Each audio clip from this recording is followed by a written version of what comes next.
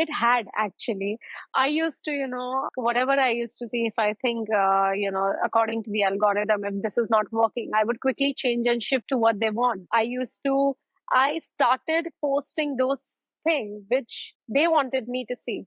But then I gradually realized that this is not the right way, because that way you won't be able to get the right audience.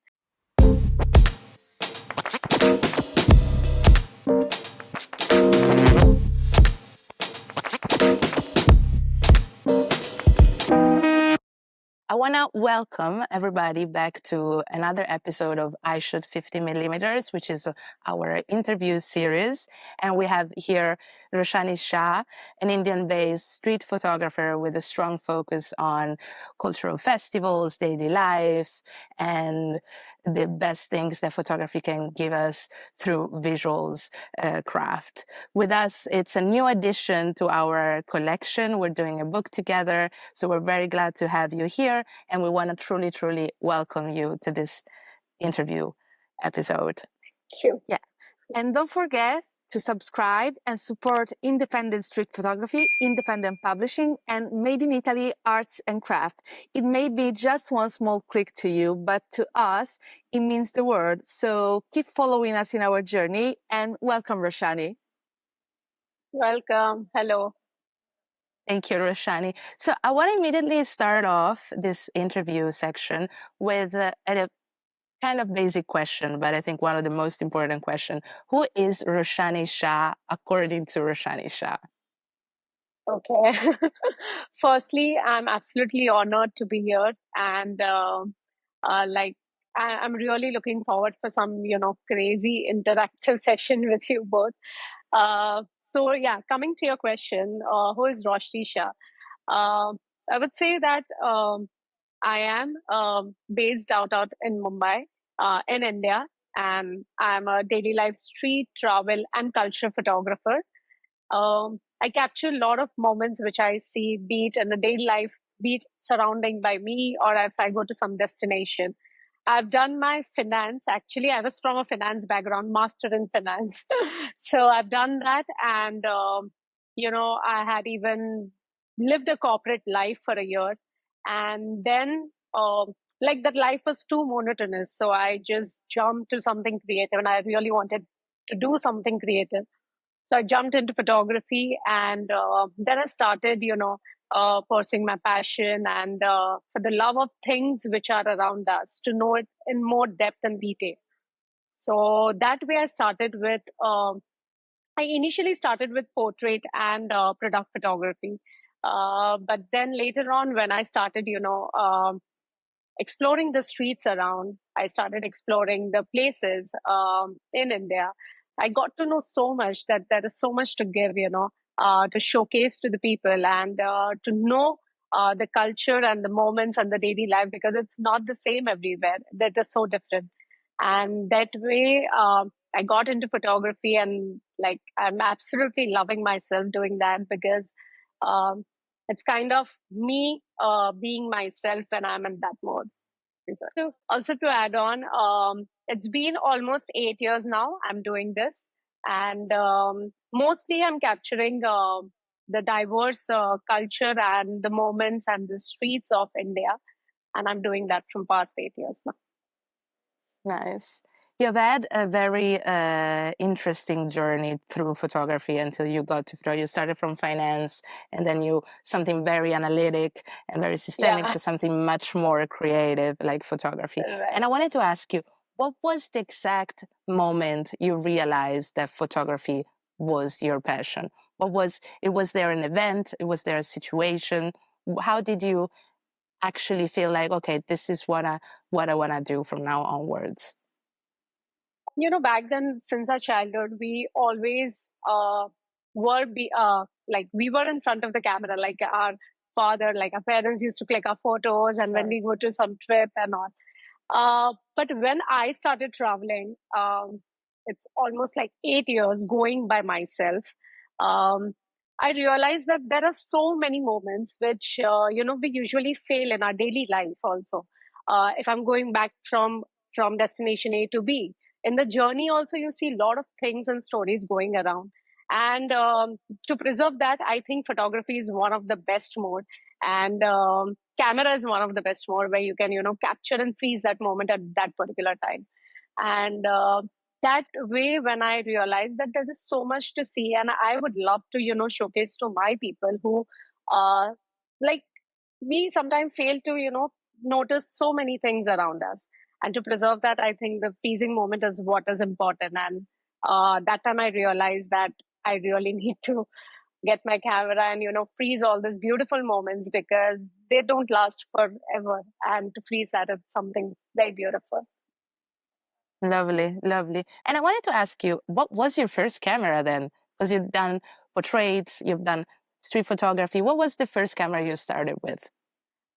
There's a small story. So when I was learning, I had a 2 months of course in photography initially, and I wanted to just get my hand on the tech, like what exactly it is and how, Um, so I took my cousin's camera. He was very kind that time to lend me his camera, and that time I used Canon 600D with 50 mm lens and 28 mm. I had both the lens, so I used that, and that was like my first camera. You can say the things I tried for over a year or two until I bought mine, which was Canon 70D back then. Okay, interesting. And how did your family take the fact that you left finance, which is a stable job, so very, very Yeah. important job as well, to do something so creative like photography? Yeah, right. I mean, convincing them really took me a lot of years actually, because it is always understood to have a stable kind of job, and the background which I have come from doing masters and everything, and then all of a sudden I just decided that I would left everything and follow my passion with photography. Uh, it took a while, but they understood that this is what I really love. When they saw me working, for a lot of things, for working for myself, and of course, how happy I am. And even when started doing some commercial work, so they thought, okay, there is some potential into it, and yeah, so that way. Okay. And how much do you think your geographical background living in India has influenced your photographic eye? Because you've talked about, you've portrayed religion, cultural festival, daily life, but is there an element that you can pinpoint that actually you can see it influenced your photographic vision? Yeah, absolutely. I think the city I live in, Mumbai, it's such a fast-paced city, and you just like snap your this eye, and it's just gone. The moment is gone, and you see so many things around because it's so fast and quick, and you have to be equally fast. You have to match up the speed to live in the city. Actually, Yeah. So that one, nature of this city has always been in me since my childhood, because I've been born and brought up over here. And India, if you see, it's so diverse that every 60 kilometer you'll find some different cuisine, some different style of what they wear, um, how they speak. Even there is a few, change in the accent of how they live and everything. So when I, started traveling, I realized that it has so much to offer to me, and why not just go around and capture all the beautiful moments which are there? Yeah. Nice. Absolutely. Love that. And Love one that. thing I would like to add on about the different accents and different cultures, we kind of had that in Italy as well, because within the range of like 10 kilometers in southern Italy, you can find Wow. widely different accents. Yeah. So Yeah. I come from an area with many accents in the range of like 50 kilometers. So it's Wow. amazing. And different cultural traditions Yeah, as well, right? Like it absolutely. changes like a Different touch of wind. different festivities as well. And Yeah, it does. yeah, I would like to follow up with some questions about your creative process and photography identity, so to speak. In fact, the first question I would like to ask you is whether you specifically identify as a street photographer, or if labels don't matter at all to you? I think label doesn't matter to me because like I really love, if I go to some beautiful landscape place, I would be not bounded with street over there. I would be capturing those beauty of the place, right? Or if I go to some festival, I would be more capturing those moments, and the rituals and tradition what they are offering me. If I go to some daily life, I would be more keen to capture the streets or travel. I think label uh, doesn't really uh, like please me, because what we do and what we shoot, I think every photograph is a photograph, and labeling it would restrict my way of looking at things. So I just don't want to restrict myself. I just want to shoot whatever I see and whatever I love to shoot.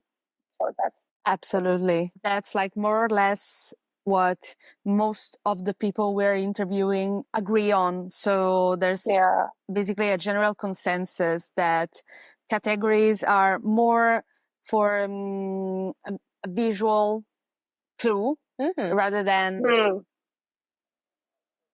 encapsulating the actual craft. Another question I would like to ask you is, how would you describe your photographic style in just a few words, and if there are any specific recurring elements that you look for when you're out shooting? Photography style, I would say it's more of storytelling.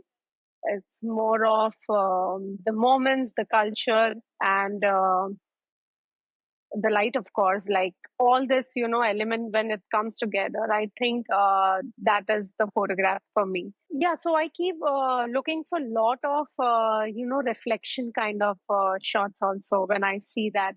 Or I look forward for gestures. Whenever I'm there, like I be at that place and I see if there is some action is going on, some gesture or the expression, which will enhance the photographs which I'm going and capturing it.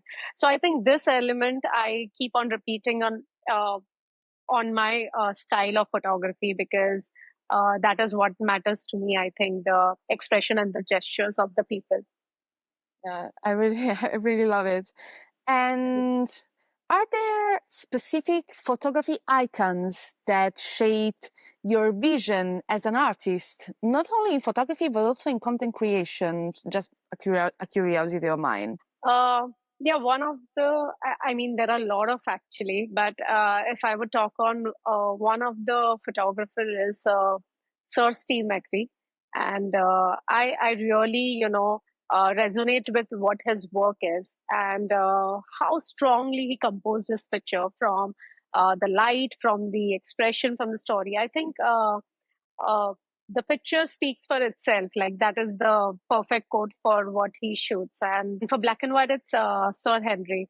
So Henry Cartier-Bresson. So these two are like my most favorite, and whose work really resonates with. And I really look forward, and I keep studying their photographs a lot of time also, because they are like amazing. And if we talk about India, it's Sir Raghuveer Singh. So these all photographers are truly an inspiration for me. Amazing. And when you're out shooting, how important is the element of surprise to you? Do you follow your instinct, or do you plan a little bit? I think I follow my instinct actually, because I'm completely unaware of what is going to happen on the streets. And but I wait patiently for that moment, and I think there is a scope of something is going to be happening over here.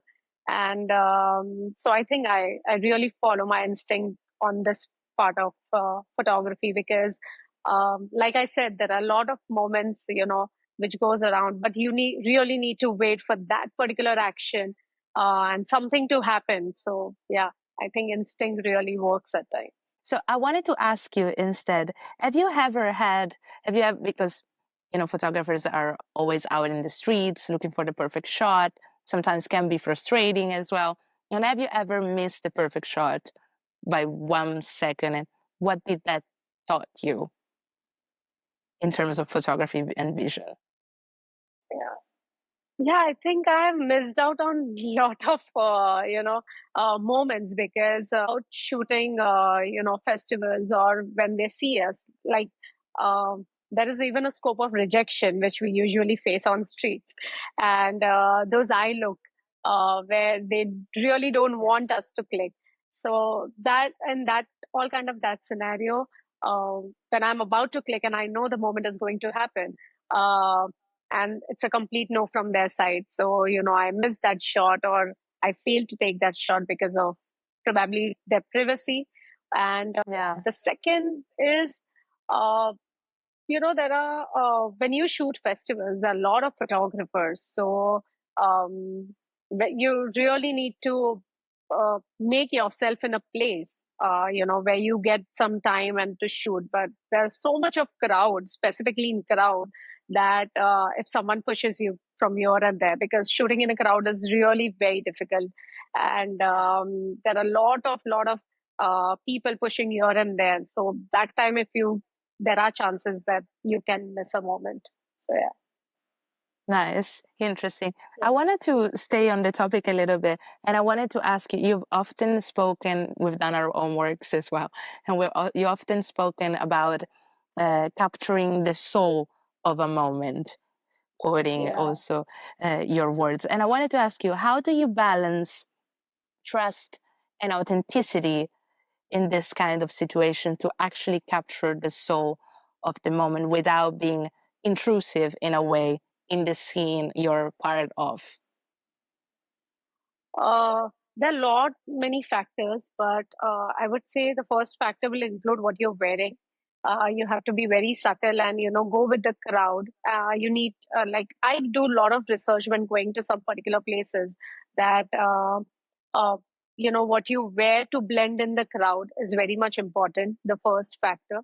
Then just be around in that atmosphere to make themselves also and the people around feel safe because of course, not everyone has the same mindset that why, she's just picking up the camera and shooting me. So being in that atmosphere for a while is equally important for me. So I just go to that place. I uh, roam around for a while before starting my shoot and blend in the people around so that they feel safe and the trust is built that I'm not there to harm them, but instead capture a beautiful photo. And of course, the smile really helps. I think that is also one thing. Yeah, how you connect with others, for sure, for sure. Yeah. And I want one last question on this section. How do you think your photography has changed since the beginning, since you started? Initially, when I started, I was more into just people. I used to click a lot of tight portraits. And gradually, I realized that, taking those vertical tight frames uh, won't give a justice to the environment I am in.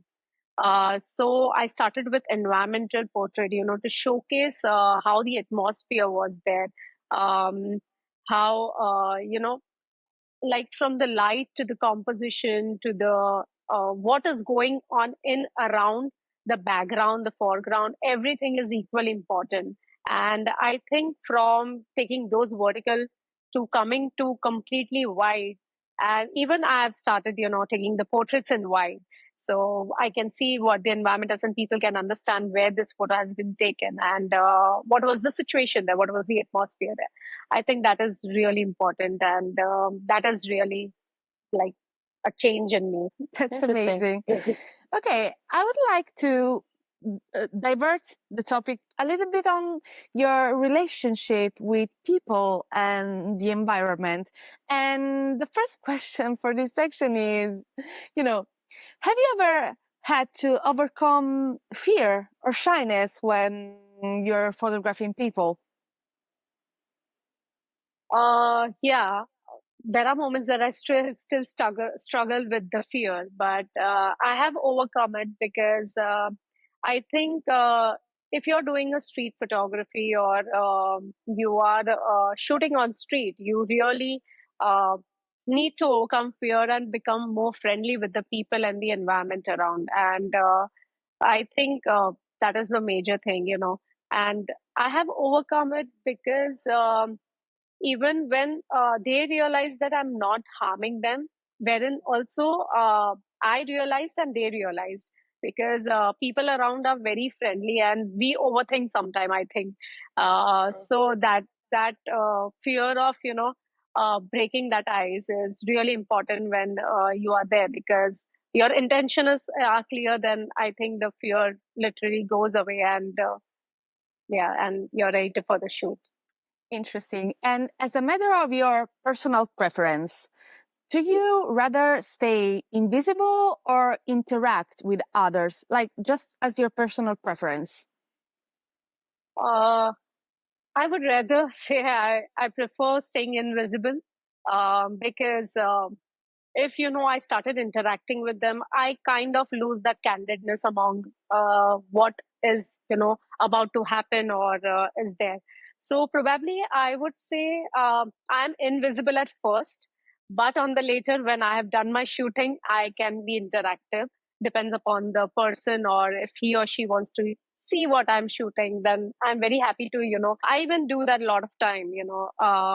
When I'm done shooting some portrait, like I'm invisible at that first half of my shoot.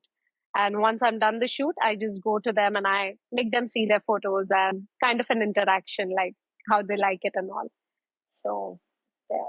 Yeah, no, this is actually a new one, because I don't think we had many other photographers say that they show the photographs to the subject. And okay, how do you know when the subject you found is the perfect one? I think maybe the character, like I keep finding the character of the person, and what he or she is wearing, and what are they doing, uh, makes me get attracted with the subject more. That what they are wearing actually is more appealing, because you usually get to see a like, if I say if there are 10 of people wearing a formal and one is in some traditional, then I would be very keen to look forward to that, instead of so that really attracts me, what they wear and what they are doing at that particular of time. So yeah, that is those two things. Okay, so that's your main compass for finding the perfect subject. Uh-huh. And Yeah. has anybody ever reacted weirdly to you taking their picture? And if so, how did you react both emotionally and professionally?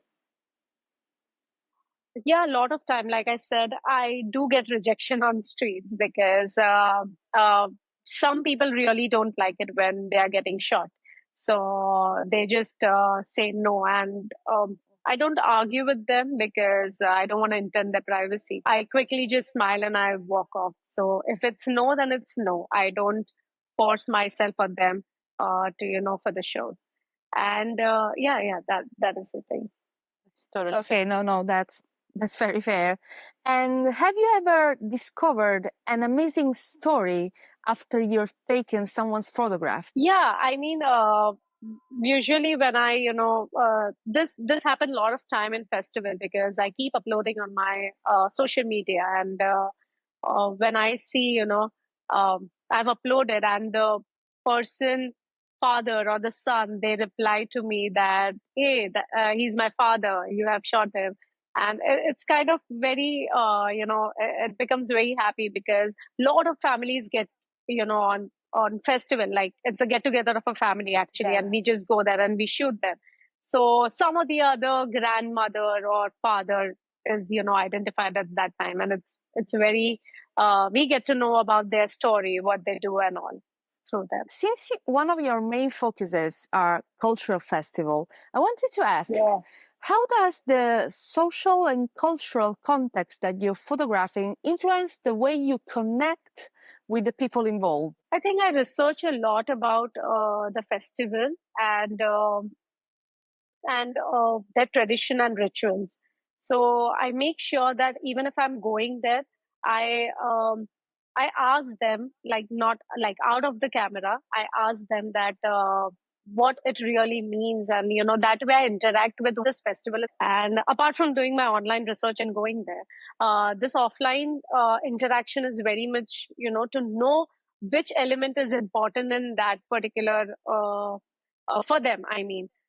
Which element is important, or what time the ritual is there, so what would be that important. So I think all these we get to know once we are there and we start interacting with the locals over there. And that way, it really helps me to showcase the moments and photographs in a better way, because when I understand their tradition, and I'm able to capture that because I know the meaning, and a part of it which is very important come out, and it comes out well in the photograph. Okay, no, that's very, very interesting. And one last question about this topic. So, cultural festivals are very large events, and you can sometimes encounter difficult or sensitive situations.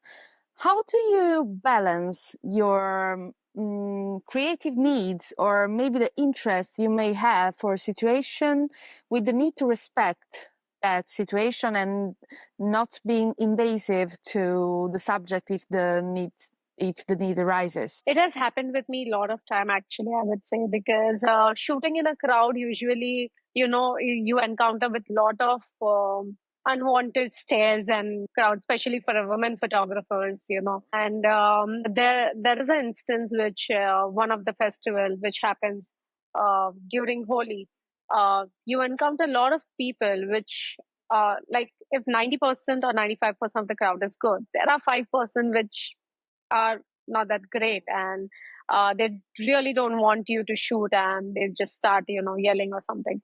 At that time I just keep my camera off and I just walk, and I make sure, in that particular, that to be around with um, my community or my photographers, and at least have an eye to eye contact, at least in that distance, where if something like this happens, so we are there together.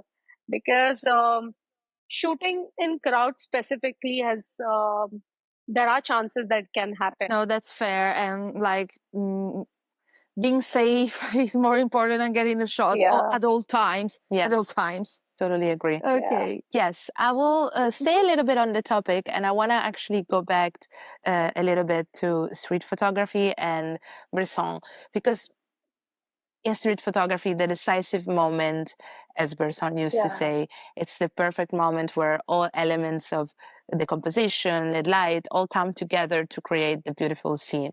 And I wanted to ask you, what's your decisive moment when you shoot? I think the moments which can't be repeated, for me, that is the decisive moment, actually. And the moment which I shoot on street, which I know can never be repeated, not even by myself. I think that photograph is like the decisive, and that is what I have learned from Bresson sir, that, you know, of course, including the lighting and the composition and everything, all the elements have to be perfectly aligned with that photographs. But even the moment in that has to be equally important. So yeah, the photographs which can't be repeated, I think, that is in a simple language. Yeah, you beautifully combine the spontaneity of street photography with the vein of storytelling that documentary photography has. How do you think these two genre overlaps, and where do you draw the line, if you draw a line, or if it's something that just naturally comes together in your photography? I think like now it has come naturally. First, I used to very much know that what I'm shooting, and what is my perspective of shooting. So I think when you start documenting probably festivals, when you start traveling to different places, you shoot the nature, you shoot the landscape, and then you shoot the street, and combining all these three together and coming as a photograph, uh, that is what the mixture, I love it. And I used to go out on streets, and I used to take a lot of street style photography. I used to do a lot back then. And when I used to travel to north part of India, which is really beautiful, and when I just go for the landscape. I used to shoot a lot of mountains, trees, and I used to get those, abstract kind of look from the reflections and those kind of story. And coming to third is culture. So there I took some moments. So combining all these three, now I am very much, sure. Like I really look forward in my photograph of shooting all these three things together. So yeah, that is. Hey, interesting. And do you think there is a difference between telling a story and documenting a moment? A moment. If so, how would you describe it? Are both the same thing, or there is a difference intrinsic to it? Yeah, I think there's a difference because if I want to tell a story of something, um, I would rather make a series of photographs, and I'll write a very nice brief on what exactly it is, and I'll convey you the story in that format. So set of photographs and a small brief, and then that way I would be much keen to tell you the story of that particular event or the moment what happened. And coming to the moment, I think that comes when one photograph is so powerful that you don't have to speak, or none of the supporting pictures are required for that. So I think there are two different things, and I think the moment really is important, and that is one thing which I always look forward, because where I don't have to speak and my photograph is speaking in behalf of me, that is like the best thing and the best moment I've captured. So, do you give any importance to the post-shooting storytelling? Like, do you think a caption or a description can help a photograph to convey the message, or just the photo should speak for itself? I strongly believe in the second part, that is, the photograph should speak for itself, because that is what I've learned from the legendary photographers, that when they just display their photo, and it's kind of an open call. The perspective, the perception of one is, it completely depends, and it's the best part actually. You don't have to say. People will come, people will notice the photos, and they will have their perception of what they see, and that would be the best part, rather than restricting them with what I want them to see. So it's amazing to have that kind of just a gist of my heart goes there. I would say, of Nice. capturing those moments. But yeah, both are equally important, and both are equally amazing in their own style and way. So, Nice. Absolutely. No, I really love this way of storytelling.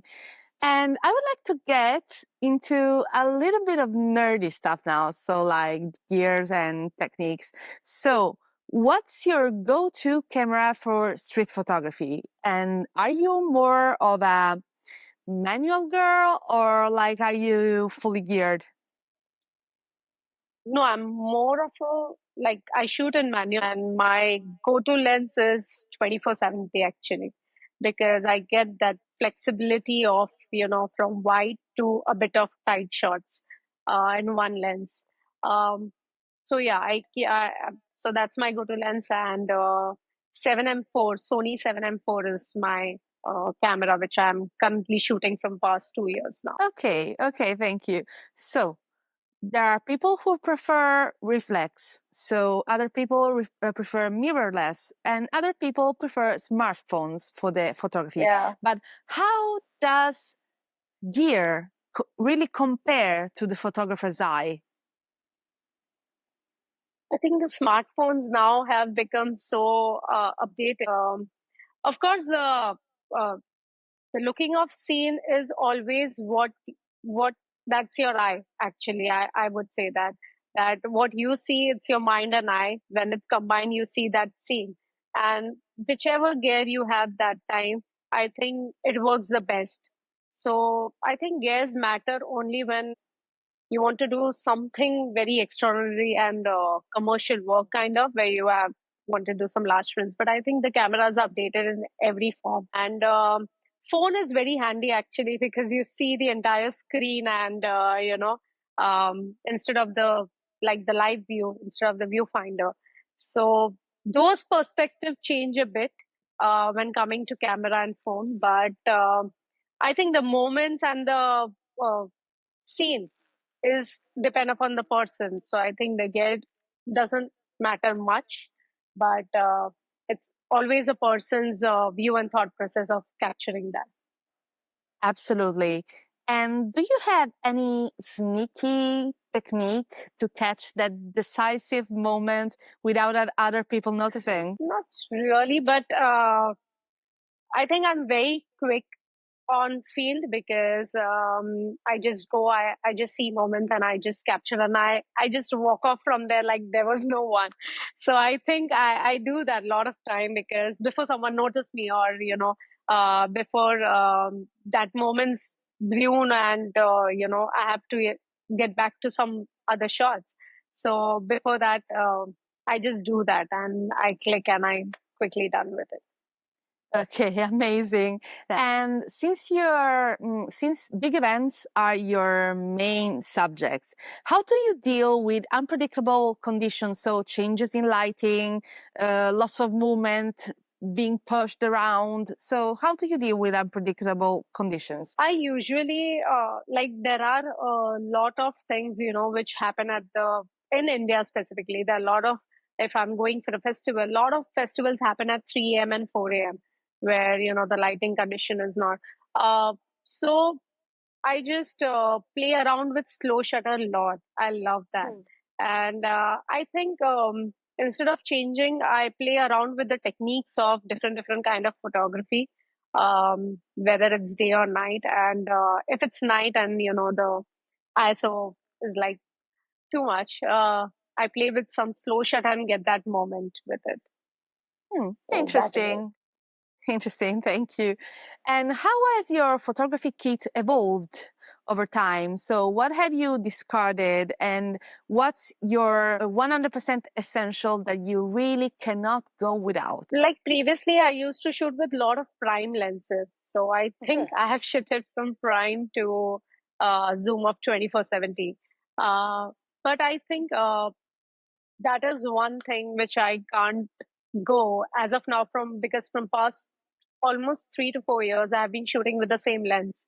That is 24-70. I keep switching with lenses, depends upon the situation. But then my go-to lens and all-time favorite, which I can't think of going without, is my 24-70 lens. Yeah. Absolutely. And have you ever shot film? And would you give it a try if you haven't? Yeah, I love a lot of still shots. So I have shot a lot of moments. If some moments are happening or some particular frame, if I like, I just take a very still shot of 5 to 6 seconds everywhere wherever I go. And film, I have not thought out, but I would absolutely love to work because. The perspective of the photographer, how they see the frame, and making it in a movie. Like if I see a frame and I'm making it in a move of 5 to 6 seconds, so that perspective in that frame would be completely different than what others think. Because our thought process and our looking at the frame is very different from each other. So I think I would definitely give it a try. Yeah, no, amazing. And I would like, yeah, I'm sorry. I would like to stay still on the topic and I would like to talk a little bit still of the nerdy stuff and I wanted to ask you specifically, what's your editing process? Do you have a specific editing process or selection of photograph every time you come home after a shooting section? How does it work? How do you decide which image truly tells a story? So when I shoot, I realize that I have got the shot. So I already have a few of the shots in my mind because I know that that moment I have clicked that shot, and which stays with me till I come back and take a backup and do the culling process. Um, so the entire editing process includes my. I'm not much keen of doing a heavy post processing. I'm more light into that. But I take two backups. I then start, rating them and rating my photographs, and I sit and I do the ratings of my photographs, and that way, I create a story. And I know that while shooting, also I keep few of the things in my mind which I really want to shoot. So that is also there, and while coming back, it makes a little process easy. But rest, it's all candid. So yeah. Okay. And when you're out shooting, what is your approach in terms of, do you shoot consistently, like as much as you can, and later on see it, or do you actually pre-visualize the shot and then you pick that specific shot, like sort of like an analog way of approaching it? With digital, Yeah. we're always like with the analog, you're pushed to think a little bit more before actually shooting. What is it for you? I think this is one of the things which has changed me in a lot way gradually, because Okay. initially I used to shoot a lot, uh, like you said, in a continuous process. But gradually the ratio has, declined in a lot of way. And now I don't shoot everything.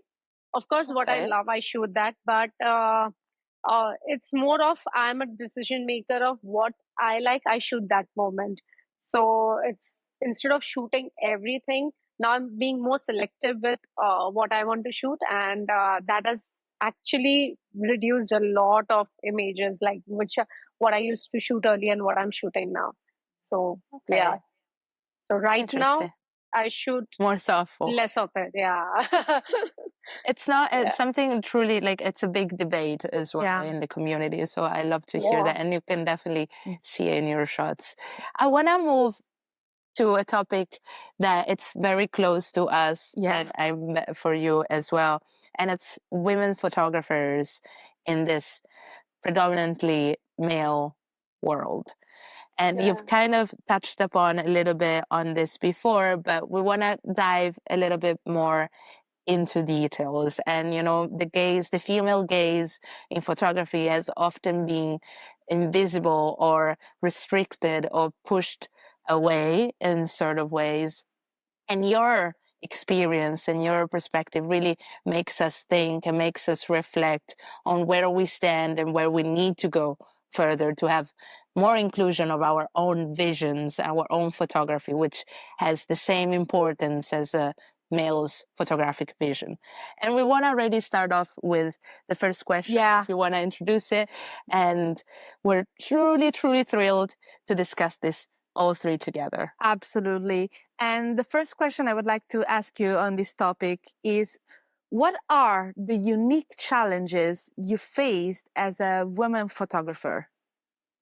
I totally agree with this point, and I've myself experienced, because when we do a lot of photo walks, also there are very less of women who turns up, and I feel but the numbers are changing, so I'm really hopeful for that. But coming to your question, um, the unique challenges what I faced is related to angles, because I am that kind of a person which always look forward to different angles and not stick to just one eye level shot. And when coming to the lower angle, I really need to look myself first, and in every shot probably, if I'm going too much low with the shots, and I have to first see and notice myself, that if I'm proper in the crowd, and then I have to take a shot. So 5 seconds of thinking of yourself is always a difference between the male photographer and female, I think, Yeah. because you unfortunately you have to be well appropriate in the crowd, of because the unwanted stares and unwanted things not to encounter. So that thing is one of the challenge which I usually face. And like I said, that I'm very much keen in shooting the low angle shots or try with different perspective, but we become a bit restrictive with that. So that is one kind of a thing. And other is there are some certain places where you can't travel alone. be it because it's not safe for women. And even if you don't want to be, you have to be around the photographers or the fellow photographers, and be with them and to shoot the places or the event.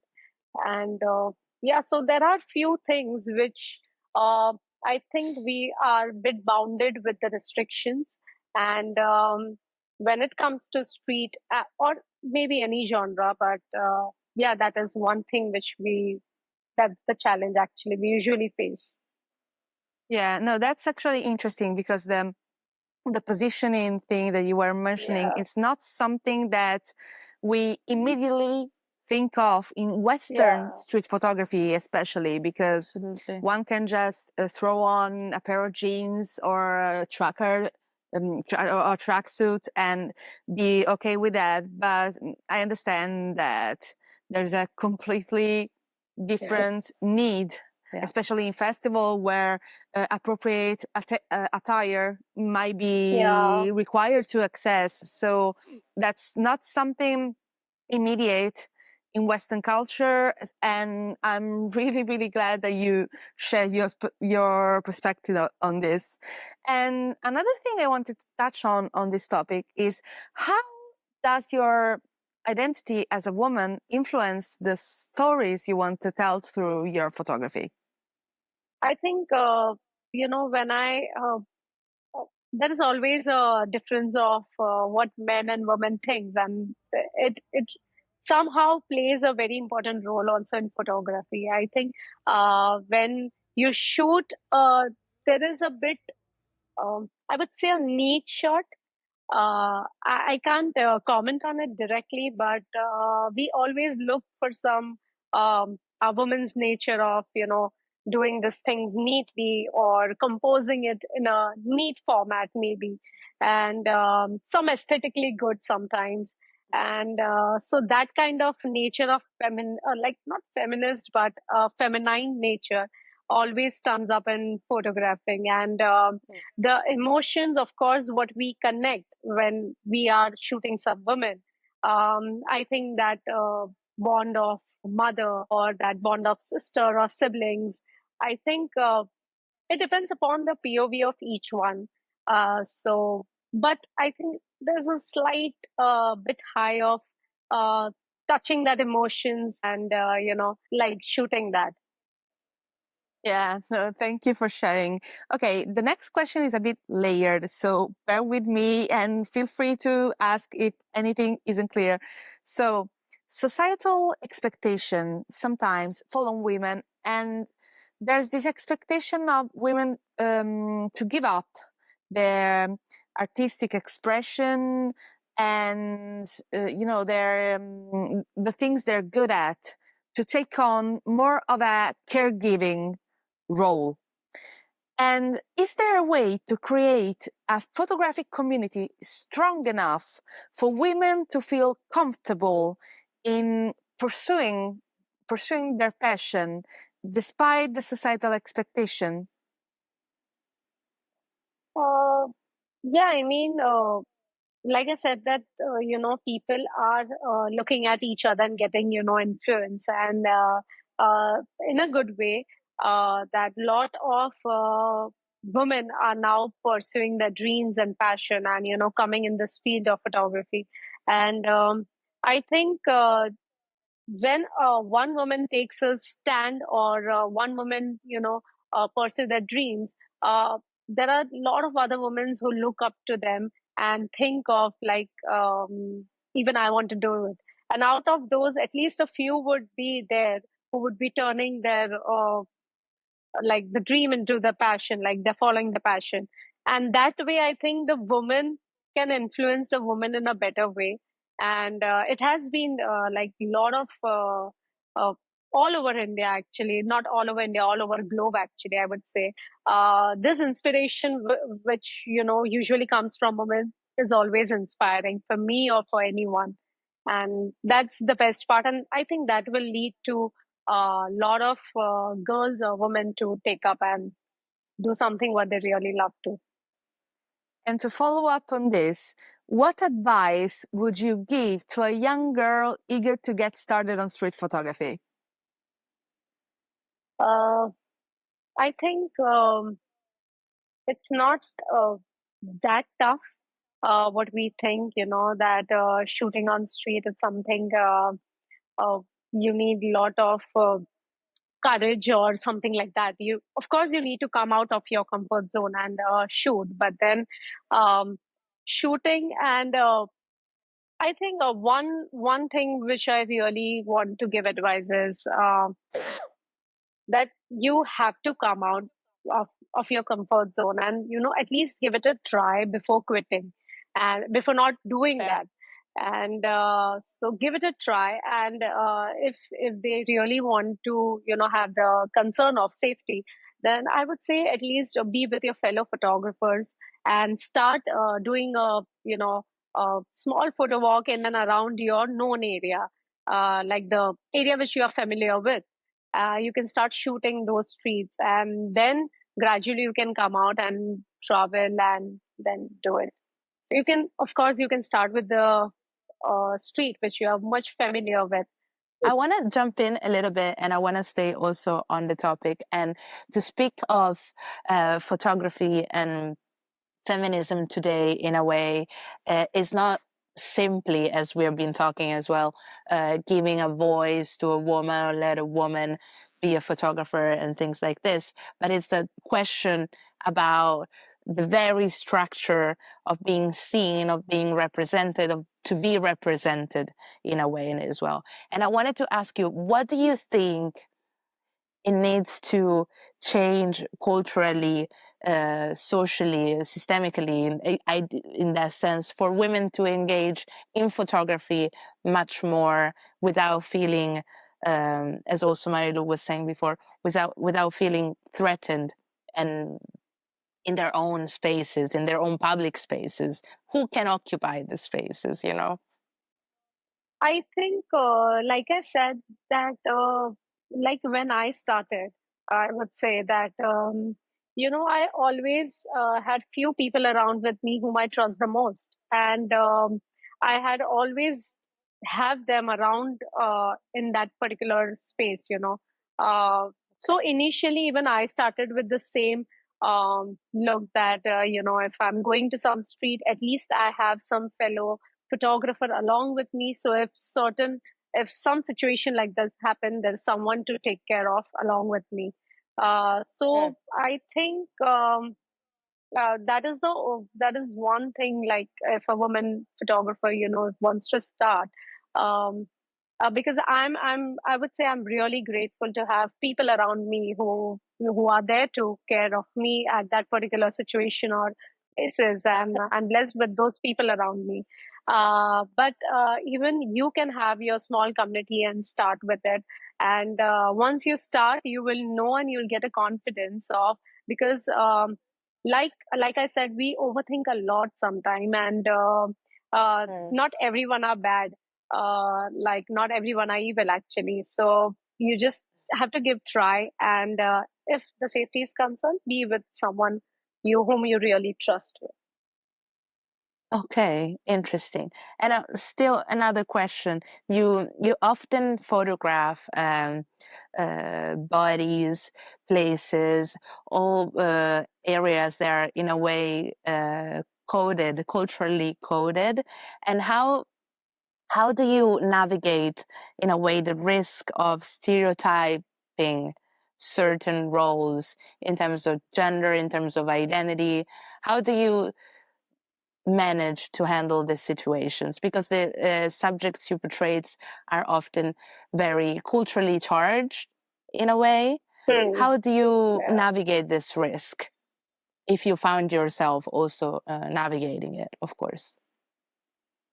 I think I would do the research of that place in a more systematically way, because, but if we encounter to something like this, I think the best way I do is I just quickly go from there, and I just, shut my camera, and I don't shoot anymore.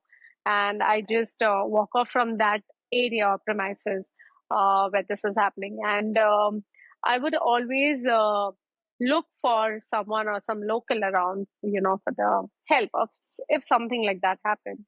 And those stereotype looks and stares, like, it will gradually change. It won't change overnight, but then it is changing, and we all can see the change, because what was there before and what is now, there is a lot of change, and a lot of women are coming into that field, and taking and talking about it. So yeah, there are change, and we all can be just hopeful about a lot of things to be in a better way. Fair. Totally fair. Absolutely. I think I'm done with this Okay. section. That was an amazing section. Yes, honestly. absolutely. No, I love it. Absolutely. And another topic I would like to touch on are social media, which you are, acquainted with. And how have social media shaped your views as a photographer? Um, I think like, I initially started uploading over there, and I think it's the big audience also. Social media is a game changer, of course, and in future also it will hold a very important place, and now also it's holding it. So the audience and the community which we build over there, um, it has to be, precise with what you love and what you are keen to show. So I think it's a good platform in a positive way, if you think that, because firstly it was a bit of restricted with connecting with your audience. Now it has so much of to give, the social media. I mean, you can directly connect with your audience, or you can display your work in a better way and create a great community over here. And I think it's absolutely good and amazing, because it's a good platform if you use it in a good way. Absolutely. So TikTok is one of the social media that has sent street photography viral in a sense. And sometimes there are creators who ask people to pose for them on the street. Like they meet on the street, there's a subject that catches their eye, and they ask if they can take their photograph. Does that still count as street photography, or is that something else? Uh, I think it's one's interpretation of what they think. Everyone has a different definition, and uh, there is no, book definition to it, because, uh, like, photograph is, of course, I would say some says that if you click on a street, it's a street photograph. So one say if it's candid, it's a street. So everyone has a different mindset to it, and I think it has to be an open call of what one thinks, unless and until they are shooting a, you know like, they're shooting. So that, I think it would be more of, I would say that it completely depends upon one's definition, because if one gives, call out to something, the other may not agree to it. So it's always a debate of what is street photography. So I think it's in one's perspective and thought process of what and how they are clicking. That's a very fair perspective. Yeah. Another thing I'd like to touch on is the behind the scene point of view trend, because there's, this trend of showing how something is made because we're all curious. So that's like human curiosity at its finest. And does showing the process behind a photograph or behind the editing of a photograph change the game? Does it change the game? Does it add? Does it subtract? How does it influence the work of art, basically? Uh, I think showing the behind the scene, basically, of what you're doing, and how you're shooting, or what is your post processing style.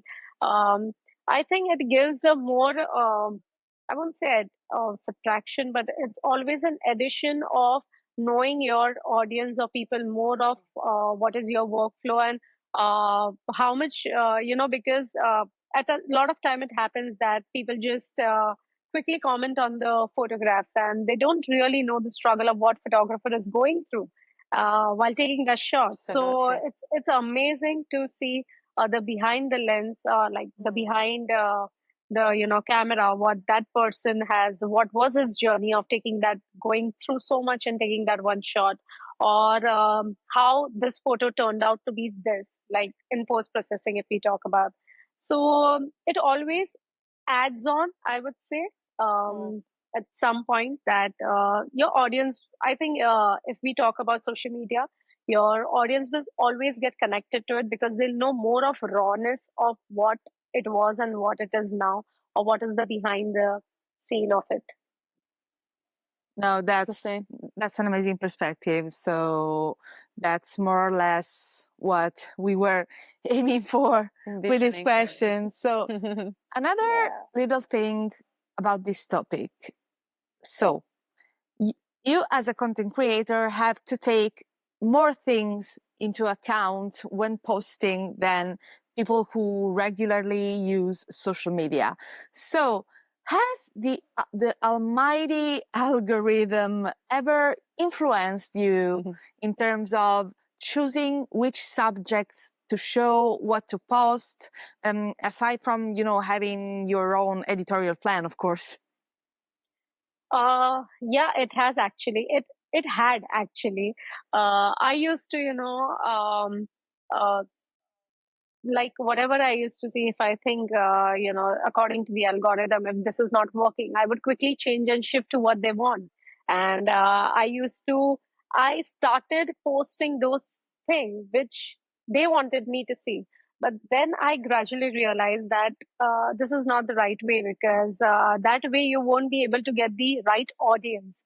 And I think getting the right audience is when uh, what you showcase and what they are consuming, rather than being on the other part. And I think what you want to see, be it what the algorithm, because it keeps changing every now and then, so you can't help it. uh, Absolutely. you can't just overnight change your genre, change your posting, because of the algorithm. That is not the consistency of one, or of me being in that place.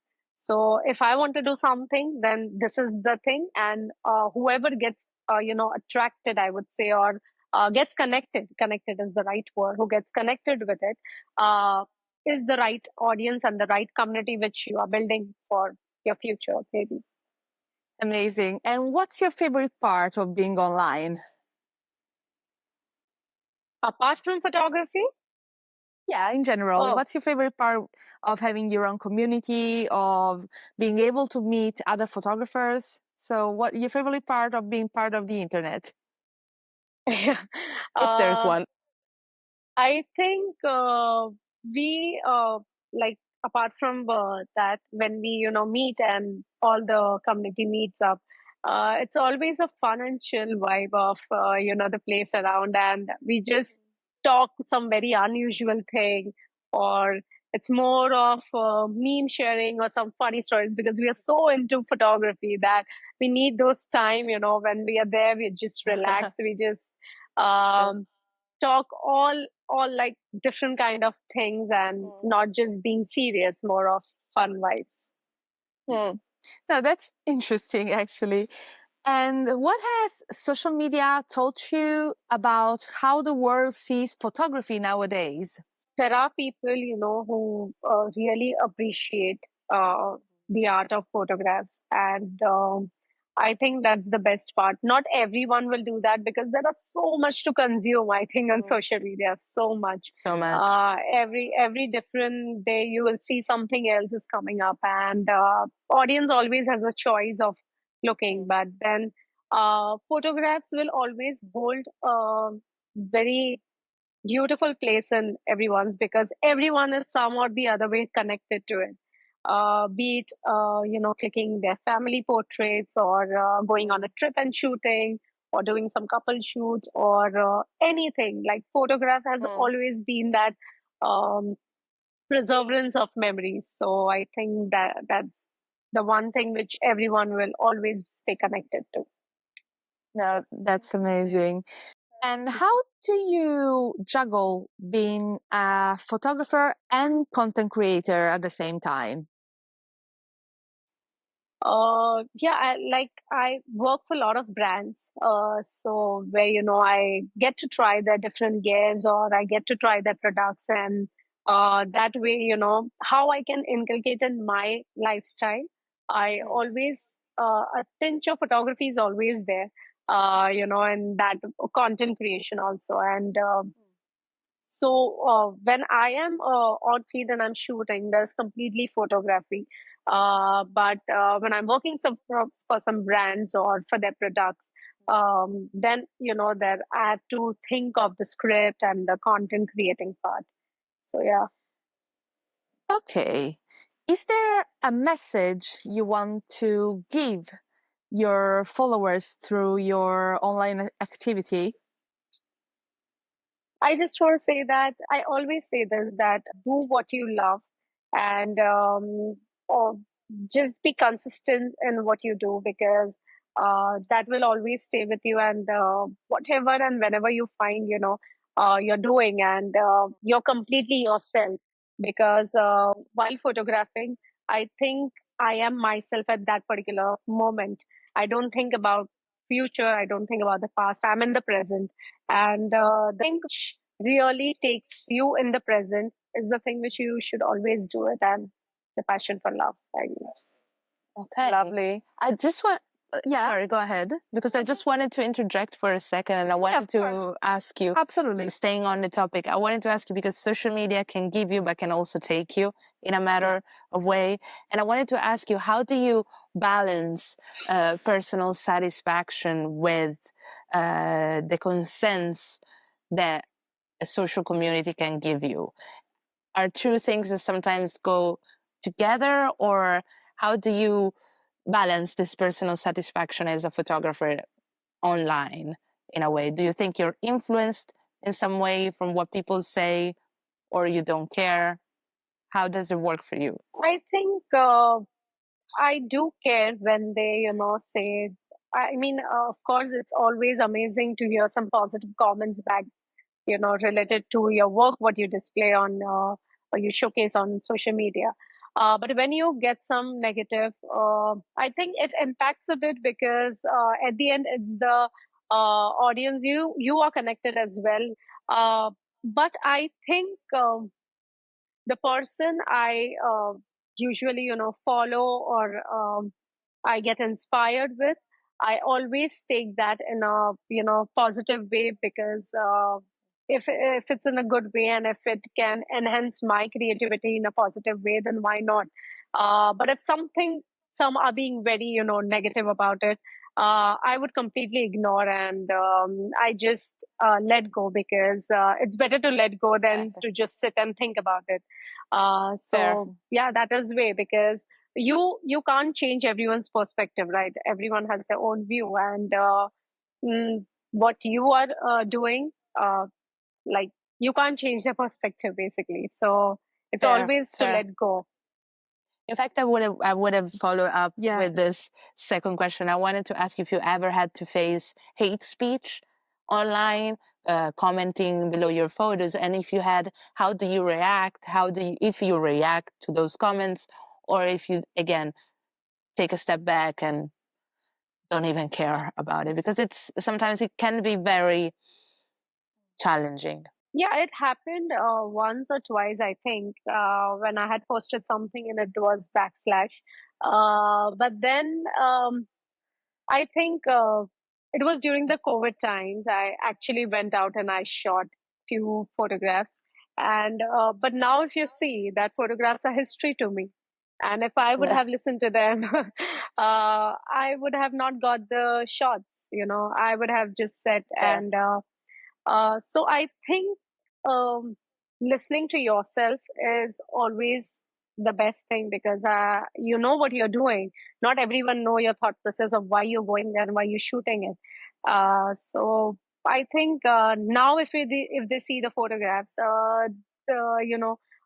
will know that, yeah, this photo can never be repeated, and it was once in a lifetime of kind of a shot.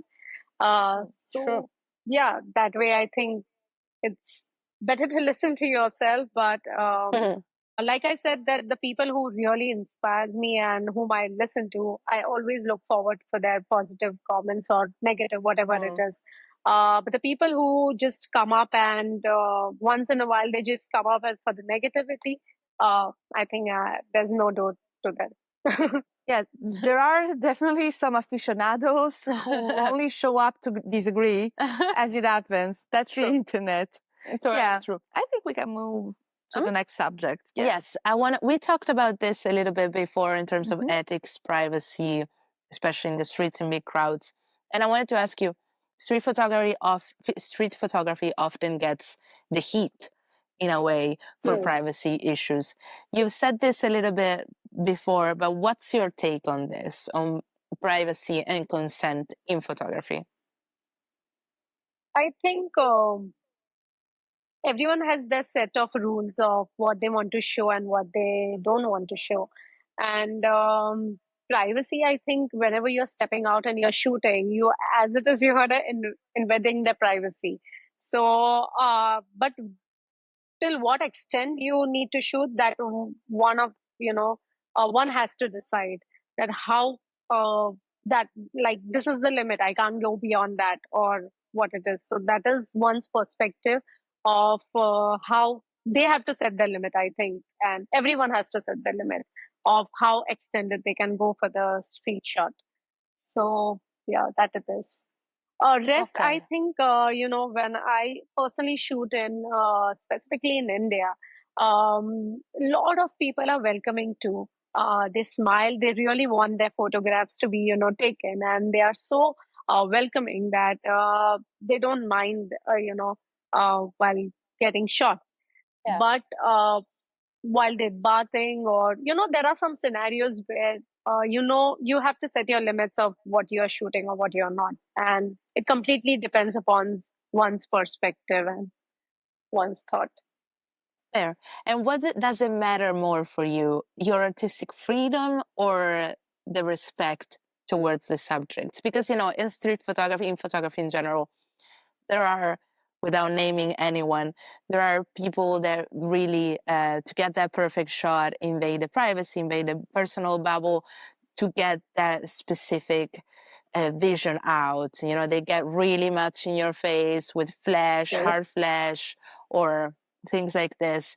What is for you more important, the artistic freedom or the privacy for your subject, the respect more in that sense for your subjects? Because it's not always just a matter of privacy in that sense, but also the way we portray those subjects.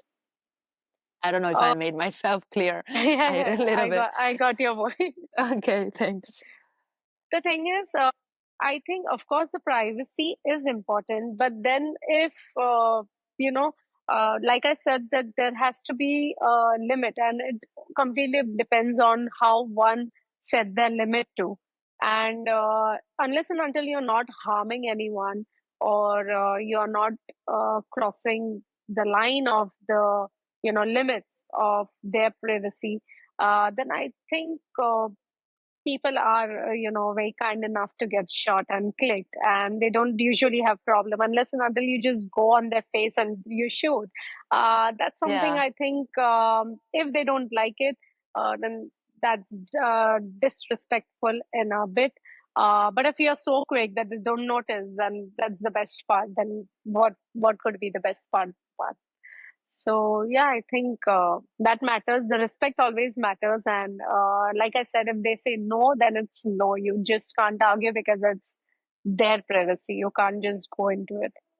absolutely. And how do you respond to the critique that documentary photography sometimes can exploit other people's life or feelings in a way when documenting a story? Because also documentary photography has a bit of a debate in these terms.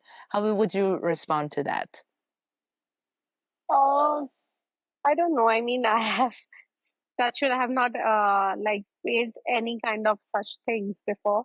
Yeah. Unless and until I just went to Mahakumbh Mela to shoot, and Aghori Baba. They usually don't like to get shot. Yeah. If a girl is just going there and shooting because they are not in a place where they want a female to shot them. There are that thing has happened with me once, and I was like, okay, if that is the case, then I won't go, and I won't intend the privacy. I just walk off and I'll shoot something else.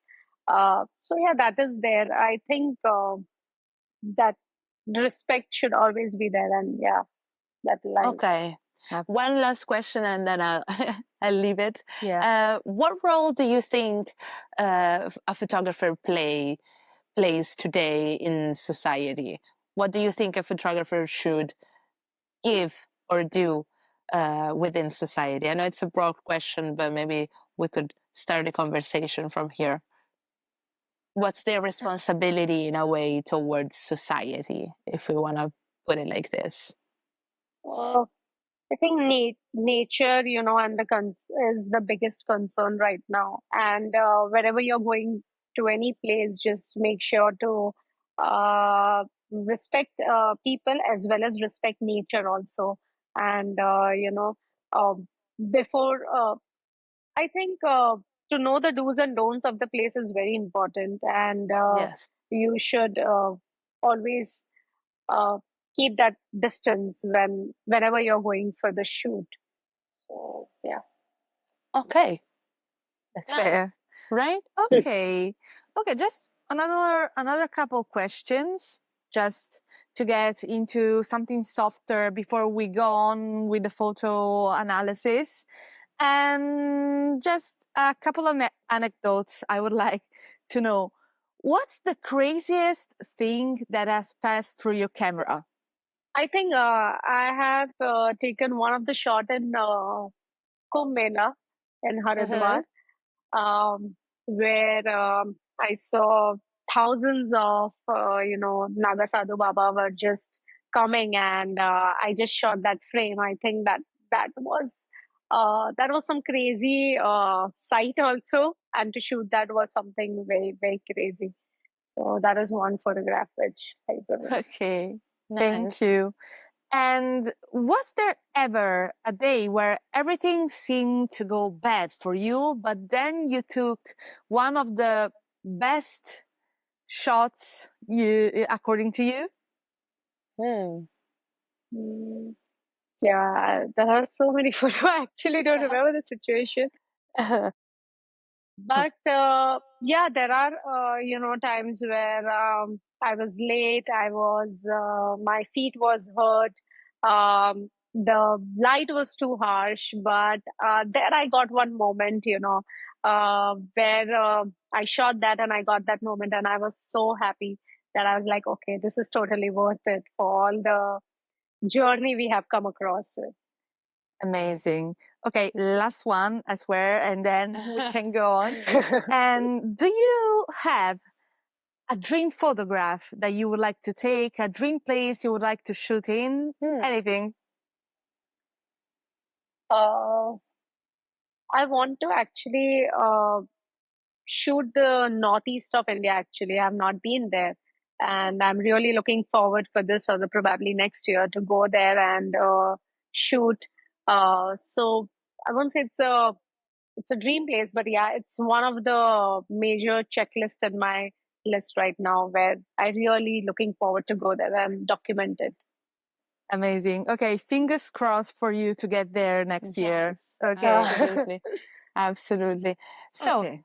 as of now, we would like to share with you a little bit some photograph that Marcos selected that we would love for you to discuss, share some anecdotes, and see where we can take it from there. We'll share the screen. Let's go. Oh yeah, I can see this. Amazing. So first one.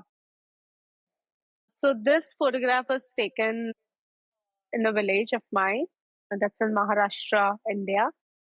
And I was just shooting this. This is the last village actually in that district, and we Nice. just went there to explore what it is. And then I got to see, A lot of things were happening, but then I saw a moment where everyone are looking at something. I think something was happening there. I clearly don't remember. And the clouds was amazing because it just was about to rain. And after that, it rained also, actually. So that was there. So the clouds were adding up amazing beauty, and the color contrast of that blue, that really got me attracted. That blue color house, and when everyone were looking at something, and I saw this moment, and I just captured it. So yeah, that it is. I think the dogs, the hens, the cock, everything played a very beautiful role of what a village usually life is, the daily life of the countryside, actually. Yeah, and the color palette truly resembles like the reds, the blues, the red of Yeah. the earth, of the roof as well. They legit really came together really nice. Next one. Right. Ah, yes. Talking about big crowds. Yeah, this was the photographs I was talking about, the Kumbh Mela, where, I just saw that thousands of Naga Sadhu Baba just came, and this was taken during COVID. So you can see those Baba in mask, which is very rare to see because we have never seen them in a mask. So when they just came, and I ran on one of the building terrace, and I still remember I passed out this crowd, and it was so tough because coming from this crowd and going ahead of them, because even just because I'll go ahead, I'll get the shot. So I ran from this crowd. I came in front. I ran to the building terrace, and from there I got to see this visual, and then I took a shot. So this will always remain very special. Yeah, for sure. We can definitely see all the vibes coming through. Next one would be this one. Yes, exactly. Yeah. So I explored a lot of, ghats of Varanasi. That's in Uttar Pradesh, India. And so while walking down, I saw this man, just in his sense, he's just uh, like meditating in himself only. And he was just sitting, and that calmness on his face, and the attire, what he has been wearing, because it was a winter morning. And so he has that shawl over him, and that teapot behind, the stick, which he usually, I think, would be carrying it for his walking. So this entire vibe gave me a very amazing winter morning vibe. So I just shot it. Nice. Amazing. And let's see if we have another one. Yes. Oh, I love the lighting on this Yeah. one. Yeah. So this is one of the place in Dhobi Ghat, Mumbai, and there you'll see, in particularly during afternoon, there are a lot of rays coming up, and so we usually go at that time only because we know that this particular time we'll get to see something. Some rays are there, and if there is some subject, then it's kind of an add-on. So this was the whole scene where the Dhobi Ghat is the cloth laundering place. So they have done with their laundry and everything, and the afternoon it's more of sleeping time. So there is a calmness of that bucket, the water, and the pipe is flowing around, and this girl was just jumping around and doing some sort of and relaxing, and then we shot this. Okay. Beautiful. The light, as Marilu was saying, it's crazy. Yeah. This boy. It's very dreamy. It's very otherworldly. Okay. We have one more that Marco has selected. Just a second. Oh, That he would so love cool. to know more from. Absolutely. Also because this kind of counts as a Oh, sneak wow. peek. Exactly. Yeah, this is a sneak peek of the book. This one. You do see Oh, this one, right? Okay. yeah. So this is one of the Lord Krishna festival, Janmashtami, that the shot is taken in Mumbai. So they just climb like a pyramid, and they break the pot. Actually, it's lined up upstairs, and they make the pyramid, and they break the pot. So before doing that, they all surround themselves, and they, it's kind of a unique unity, actually. And then they make a large pyramid of like 7 to 8 floors, actually, and then they break. So this visual is right before that, and it's kind of Yeah, it's kind of a unity and the slogan which they usually speak for themselves, for the motivation actually, for the courage before standing in. Okay, and where exactly were you positioned to Yeah. shot? So I was standing in the building. It was a 4-story building, and I was on the second or third floor. I don't remember that, but I Oh. was right here, and the thing was happening here. So I just placed my camera and I just took the shot. So I can get those, a slight of top angle, not exactly top, but slight of top. So I just placed my camera right. I move my hand ahead. That's very bold. Yeah, That's very, for very sure. bold. And I I would want be to ask you, afraid. Roshani, this blue color is something particular to the Krishna festival? Because I've seen other photograph of hands. This blue color really stands out. Does it have any religious or So, social meaning? yeah, so there is a competition actually. A lot of Mhm. people, participate. So this one community, like one team has voted blue jersey, then the other team would have voted some yellow, some would have voted pink. So it's kind of a Yeah. competition over there. Yeah. Then who climbs fast and who makes the largest pyramid and break that pot. So that is the competition, like in the name of Lord Krishna. Yeah. Interesting. Love it. Yeah, absolutely. I think we have enough for the photo analysis. Absolutely. And I think we can wrap up this part. So, Roshani, thank you again for Thank being you. with us. Thank And you. Thank you It's so been much. an honor. it's been an honor. We talked about so many different things, and it's so special to have such a woman photographer with us. So thank you, thank you, thank you for that. Thank Truly. you. It was, I really felt good to, talk so much about myself because I usually don't get, those interactive sessions are always missing. So you always look forward for this where you can express yourself and get, share your thought process and your perspective of photography to someone. And we hope we made you feel comfortable as well. We had great fun. Absolutely, absolutely. I had Great super fun. great fun. Yeah, we had an Amazing. amazing time with you, and we're really looking forward to what's next.